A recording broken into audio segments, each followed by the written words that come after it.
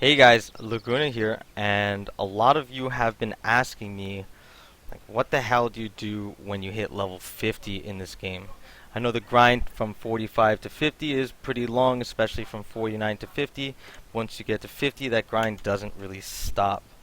The most important thing you can do are your purple days in Silver Frost once you hit 50. This is Avalanche Den, Awaken Necropolis, and Lair of the Frozen Fang. Okay, these purple dungeons are extremely important. They give good gold rewards, they have good drops, and they have good XP gain.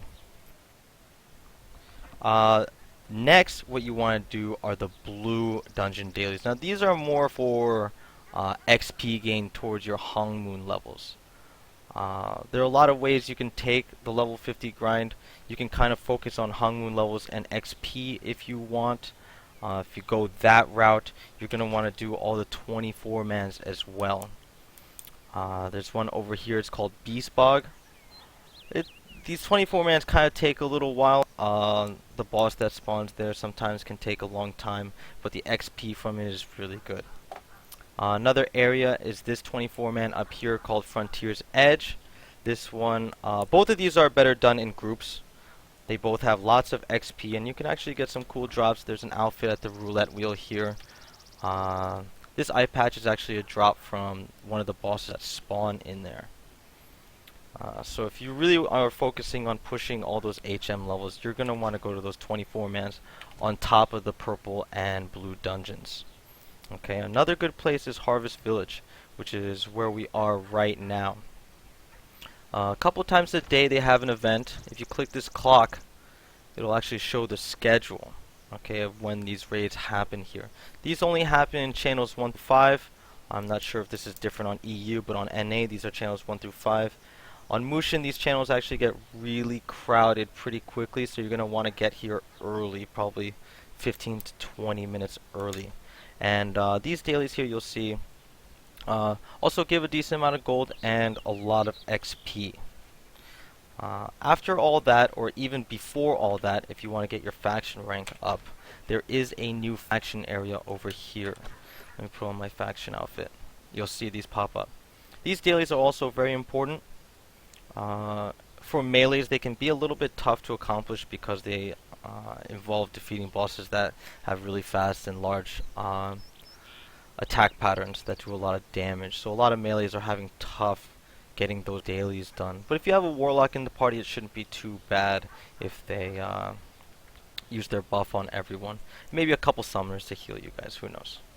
But you probably don't want to skip on these faction dailies, as you can also get pretty good rewards there, such as moonstones. Okay, that's one of the few places you can get them right now.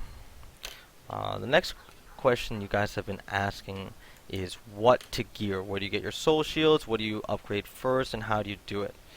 There are a lot of different setups you can do for your soul shield, but the simplest and most effective, I think, is just going full Yeti. I'll put a link below showing you what the full and best stats are for all the crit on the Yeti soul shields below. These only pop up in 6-man, not in 4-man. Okay, you can only get these in 6-man, just like the other soul shields. To prime these, a lot of people have actually been using the 8-piece from Necropolis. Okay, that's a good primer for crit on these soul shields. But if any of these soul shields also pop up, they will be good. These blue artisanal, but they're a little expensive right now, so I don't think they're gonna pop up. So the ones from the Scorpion boss are probably your best bet.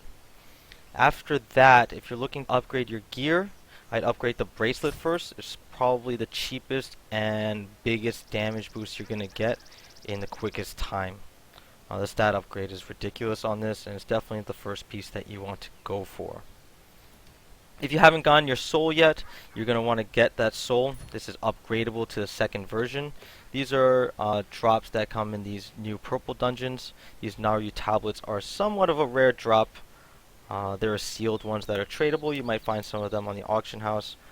But these are usually what's confining you and restricting you on upgrades, since they're quite rare and most of them are not tradable. These Demon Spirit Stones seem pretty common in 6 and 4-man dungeons for the purple ones, and now the honorary ornaments are pretty common in 4-mans as well. The 4-man dungeons, the 3 purple ones, also drop a new item called a Broken Oathbreaker's Sword Blade Point. There are 3 versions of this, one of them for each purple dungeon. If you put those 3 together, they will make the upgraded version of this. Okay, it will go directly to the Hung Moon energy, so you can skip the first part. So there are a lot of reasons to farm the purple dungeons.